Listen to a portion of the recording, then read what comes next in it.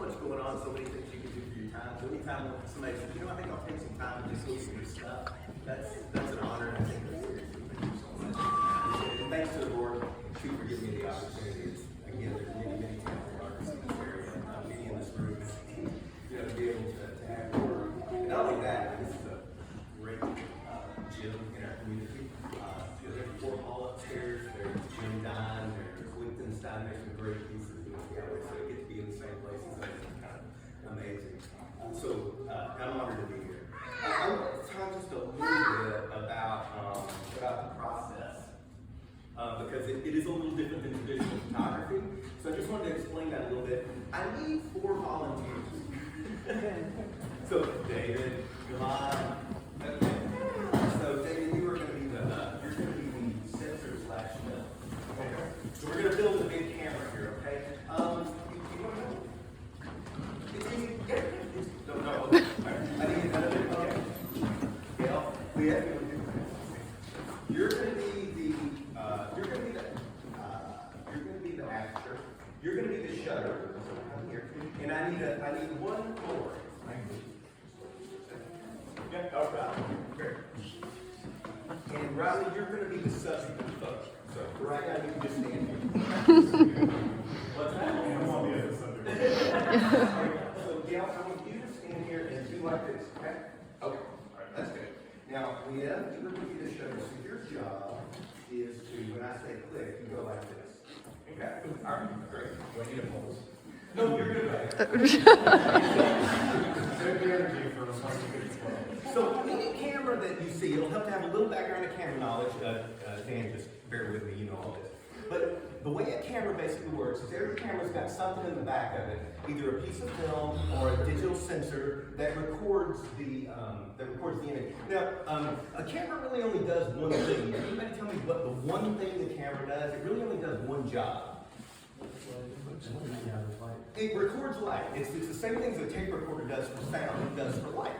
So it records that. And this is called the aperture. That's the hole that the light comes through. And to control how much light you let in, you can make it bigger or you can make it smaller. Okay? So, and this is the shutter. So this opens up to let light in when you want it and closes it. So when you press the button on the camera, it usually goes, right? And it's open for just a second, right? So in the pictures you'll be looking at in here, or that you have been looking at, they're long exposures. So normally the camera is open, this opens up for maybe like 1/100th of a second, or a 60th of a second, or a 250th of a second. Okay, it's very, very fast. And that's why it looks like you've only caught an instant on there. Everything's sharp and crisp and things are going as they should. For a long exposure, it's different. It may be open for 2 seconds. Or it might be open for a minute. I won't sit here for a minute, but 60 seconds passes a minute. As a matter of fact, one of those photos in there, the shutter's open for 4 minutes. Okay?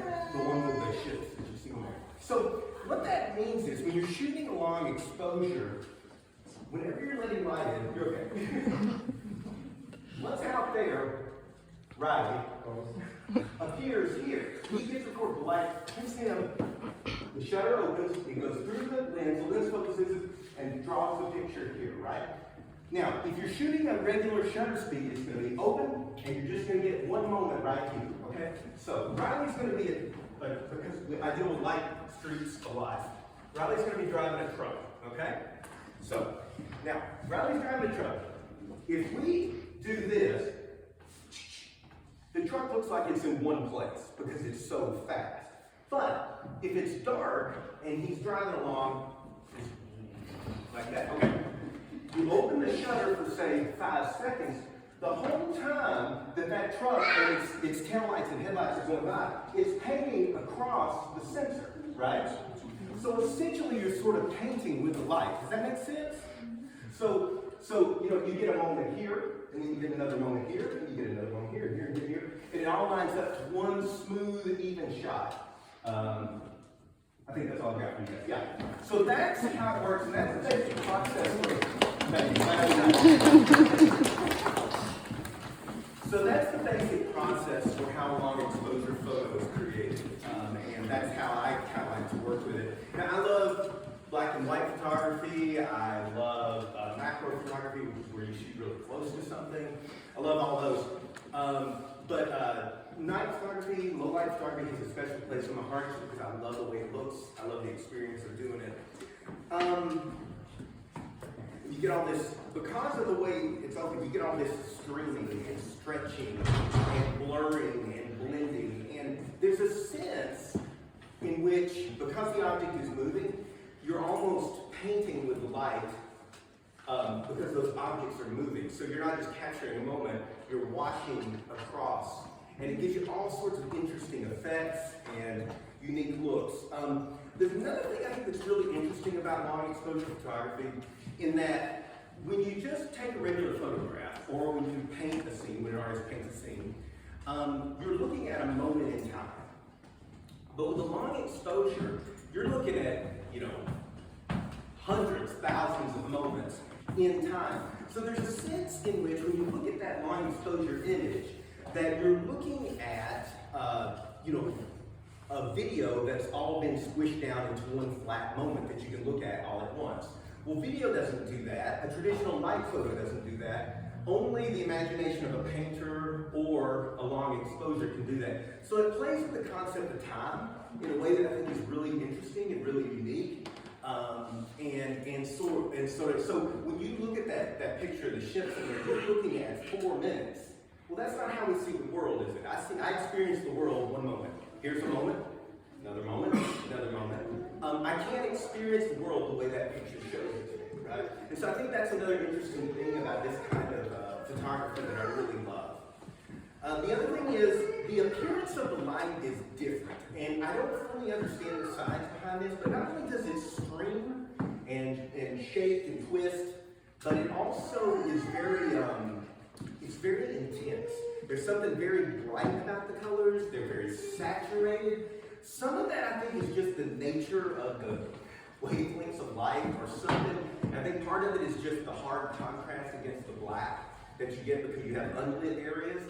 So if it's night, the sky may end up just being completely black, or a really rich dark blue, and then you'll have these really vibrant reds and yellows and colors against it. So that's another thing that gets it. And again, you're looking at something that you're used to looking at with kind of through different eyes. And that really makes it fun, I think. There's another thing that works in your favor when you're doing these types of things. So, because you're doing really long shutter speeds, right? You have to hold the camera still, right? Because if you don't hold the camera still, you're going to get all the blurring, not because of the thing moving, but because you're moving the camera. Now, sometimes you'll do this on purpose. For example, these images, I took the camera, I did a long exposure, and I moved the camera around because I wanted to make abstract images, okay? So, but usually with a long exposure, what I'm wanting things that are moving to blur, not everything to blur because I moved the camera. And so to do that, you put it on a tripod, okay, because you're going to have it stable for a long time. Well, the fact that it's on a tripod means it's as easy for me to leave the shutter speed at, it can be 15 seconds, it can be 4 minutes. It's all the same to me because I can leave it open as long as I want to. Well, that gives me the opportunity, the opportunity to use what they call a really small hole. You remember when Gail was doing the thing? Well, the smaller that hole is, the wider the area that will be in focus, okay? So if you look at your hand in front of you, okay, that'll be in focus, and what's behind it will be out of focus, right? And then if you shift your focus to look at the thing behind you, your hand goes out of focus, right? That's just the way it works. Camera works the same way. But when you start using the smaller apertures, a bigger and bigger area starts to be in focus. So, if I'm shooting a picture of my hand, and I'm focused here to here will be in focus. As that hole gets smaller, here to here will be in focus. And that gets wider and wider. When a long exposure, I'm shooting a really small hole, because I've got it I can leave it open for as long as I want to get as much light as I need. And that means I'm going to have a really huge depth of field. Well, again, that's not the way we usually see things. When we look at things in the distance are usually out of focus or in focus. And things close to us are either out of focus or in focus, depending on what we're looking at. Well, that gives it another layer that sort of makes it unusual. Because you've got this just big, vast area that's all in focus and not the way we typically look at something. And another thing with the long exposure does is it simplifies the view. So a lot of extraneous stuff that would be in dark areas that would be grabbing your attention isn't lit. So it's a simplified picture. And all of that adds up with the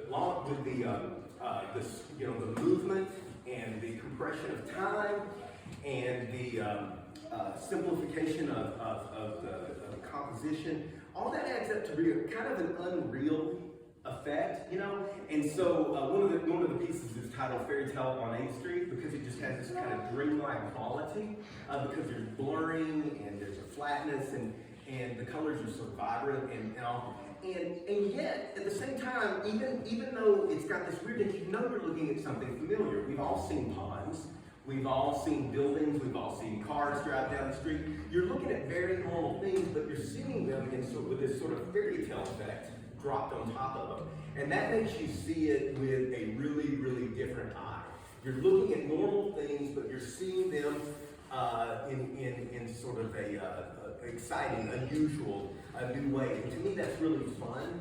I really enjoy that, and it also, I think, it brings to the piece a sense of wonder that just sort of like a fairy tale. I remember G.K. Chesterton. He once wrote, "Fairy tales say that apples were golden, only to refresh the forgotten moment that we found they were green. They make rivers run with wine, only to make us remember for one wild moment that they run with water." So what they do is they cause us to see the normal for the spectacular thing that it is. I mean, it's really remarkable. You know, Emerson talked about, people would wonder and make a big deal if the stars only came out, once every 10 years. But because they come out every night, we sort of take them for granted, right? That's one thing that I hope a long exposure photograph does, if I'm doing it well, is that it makes you see something normal with sort of the wonder of a fairy tale or like, wow, this is amazing. Even though I looked at it a million times, this time it's different. And so that's one of the things that I really, really love about this type of photography. As I say, I love all sorts of photography and I do all sorts of different photography, but this really is my favorite. A lot of it is because of that. And of course, you can put all the intellectualization around it, but it just kind of looks fun. It looks cool, that's what I like about it too. So that's how the process works. That's the effect that I'm going for. I want people to have an experience. I want people to feel something when they see the image. There are certain images that I've seen or pieces of art that I've listened to or watched or whatever. I think about like Andrew West's Christina's World. Every time I see that, it moves me. And that's what I'm hoping to get a little bit at with these types of pictures is some sense of wonder and wow, that's neat. And oh my goodness, I've never seen that way. So that's what I'm going for. So you look at the images, maybe keep that in mind. Don't get too focused on the process because really it's about the image itself. But that's my take on the photos. Are there any questions? There's one that looks like a double exposure. You do that frequently? Was that the one at the circus at the fair? Like a banana. It's sort of a double exposure, but it's not exactly a double exposure. So what it is, it's a long exposure. So I'm getting the lights and all, and then I took a stroke or a flash, and I popped the flash at the people in the foreground, and so it lit them up. So there's a sense in which the ambient light, just the regular exposure, is getting the whole scene, but then I'm especially getting people close to me by hitting with that stroke. So it is sort of a double exposure, but all in one. So what kind of how fast is the camera do you have to do that? Well, it's not how fast, it's how slow. But how exposed the camera? Oh, anything. Like some of my favorite photos in there are actually shot with the first real DSLR ever had at D60. So anything that will allow you to set the exposure manually will allow you to do it. Yeah. So it's not a technique that requires flight. And to be honest, photographers are the worst about getting tied up about equipment and talking about equipment, talking about the newest camera and everything. And I'm telling you, it really is about the person who shoots. I mean, I love talking about that stuff too, but you can make great photos just without it. There's one that you talked about, the fairy tale on 8th Street. How long of an exposure was that? Because that might have been a little bit during the day or something. I can tell you, but it'll take, oh, here it is. I actually set up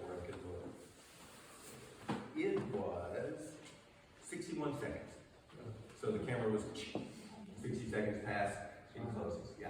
It was, I think it was like late dusk maybe. Yeah. Yes, sir. Do you ever use photo stacking?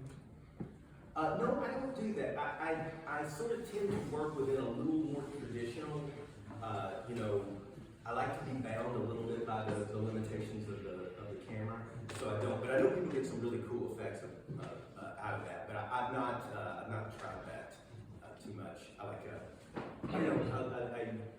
everybody sets their own boundaries and stuff, you know, and that's kind of like what I like to work within, just like the images stuff. I don't do a whole lot of doctoring with the photos.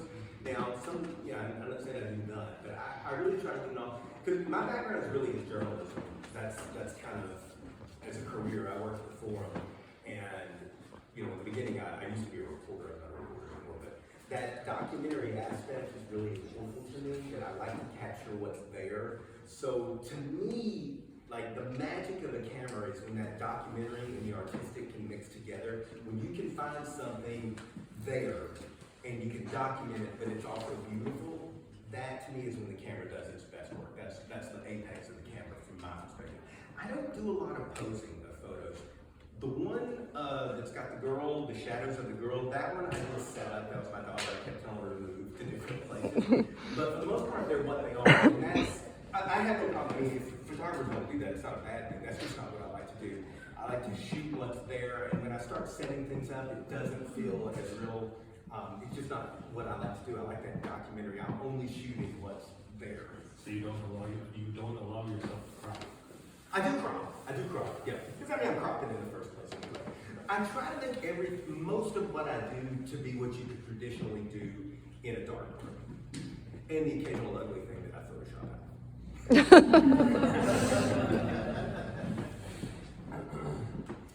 Yes, sir? With the long exposure that you're doing in digital cameras specifically, when you're running a longer exposure like that, is it all reliant on the sensor, or is there software in the camera that's constantly sampling the image and then stitching it together? That is a really good question. I believe though that it's the same as any other exposure. It's not stitching it together, it's just that, you know, the light keeps hitting the sensor and making the impression on it. I believe it's bigger.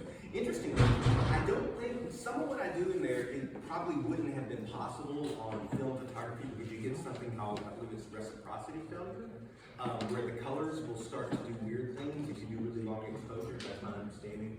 But digital photography, you can leave it open, you know, all night if you've got a battery power for it. Yes, sir? Do you plan on long exposure when you go out? Before you leave the house, is it like, are you looking, tonight I'm going to be looking for a long exposure? Or is it just something happenstance when you're out looking for a photograph? I'm going to set up now for a long exposure. Yeah, it's usually the constraint of the situation, you know, that's what's required. So by the time I go out at night, so actually it's funny you say that. One of the reasons it started doing so much long exposure was because we had twin daughters, and the only time I could get out to shoot the camera was at night. So, you know, I like that was when the opportunity was there to make the art, and so, you know, if you're gonna do that, it's gotta be long stuff. But I didn't have to, you know, I mean, I figured out pretty quick, this looks really neat. I like this a lot. Was that what you were asking? Yeah. Yeah. What's the longest exposure you've ever tried? I'm not sure. The longest one in this show is that 4-minute exposure, but I've probably tried longer, but I don't remember. So you're saying with, I'm sorry. No, With digital, you can't overexpose? you can overexpose, but you don't run into the weird color distortion problem that it's my understanding you run into with film. So you can overexpose, but sometimes there's so little light that you can leave the shutter open for 4 minutes and there's not enough light there to overexpose it.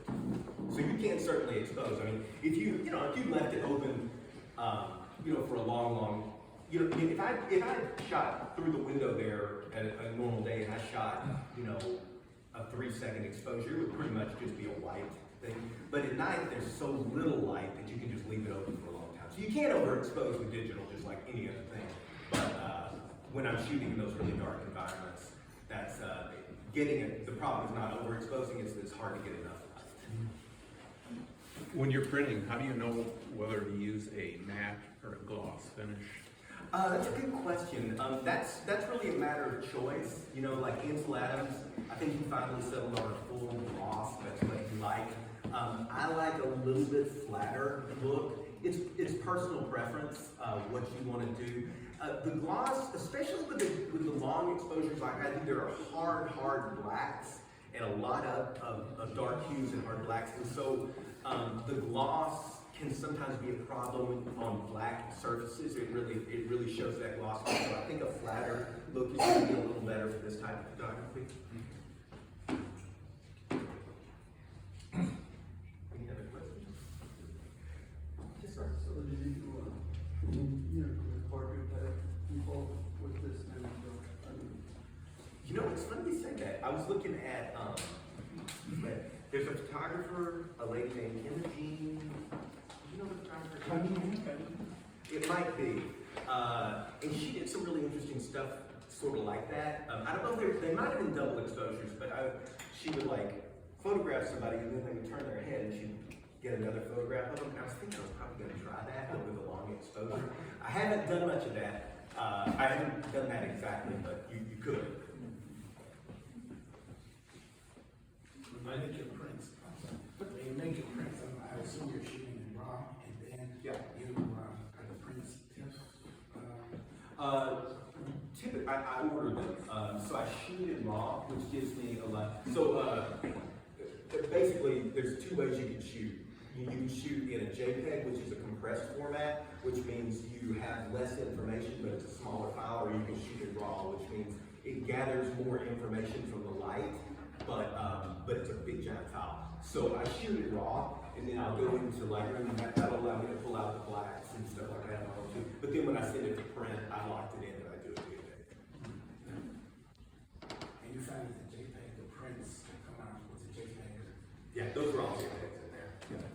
Yeah, I guess I haven't set them side by side. Maybe I'm missing out, but so far it's been good. Any other questions? Well, I want to say thank you again so much. I'm honored and thank you so much.